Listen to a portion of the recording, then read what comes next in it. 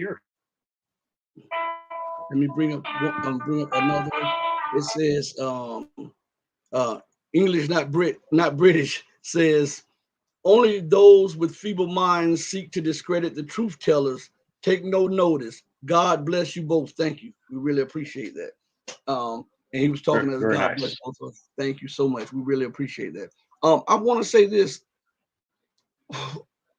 Isn't it a reality that Russia is not only beating Ukraine, but in one fell swoop, they're also defanging the NATO alliance and beating the entire Western world on the battlefield? Yeah, well, the West has continued to invest and deploy so-called advanced weapons systems to some extent. The HIMARS, the 155 millimeter rounds.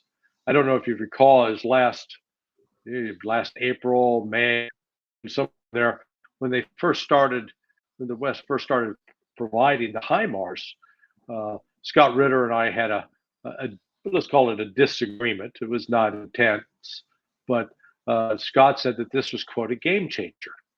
And I said, no, it's not a game changer at all. Because to me, a game changer is you introduce that weapon system and all of a sudden Russia is going to be on its heels and getting back. Well, that didn't happen. And in fact, Russia became very skilled at hitting and destroying those missile batteries. And the game changer is Russia has exposed the West as not having the economic depth to produce more of those missiles and stay in the fight. It is not ready for industrial warfare. So it is Russia is fighting a war against NATO. NATO, though, has been very cautious not to overtly insert its own forces onto the battlefield, even though there are troops from NATO nations operating in Ukrainian uniforms on the battlefront, and they're getting killed and wounded just like Ukrainians. For Russia, what this really has, this has changed completely the strategic picture of the world. The West intent was to destroy Russia, take out Vladimir Putin, divide the country up into 5 regions, and rape the hell out of it. Take all the resources we could get. That's what we wanted. But we're not going to get that.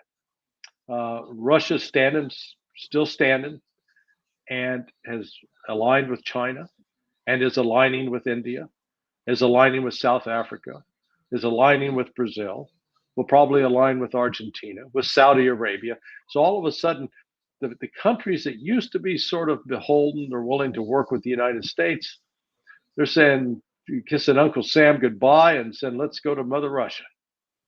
And it's really, we're witnessing, this is a historic moment. We're witnessing the creation of a new world order, a new world economic and political order in which the United States will no longer be number one.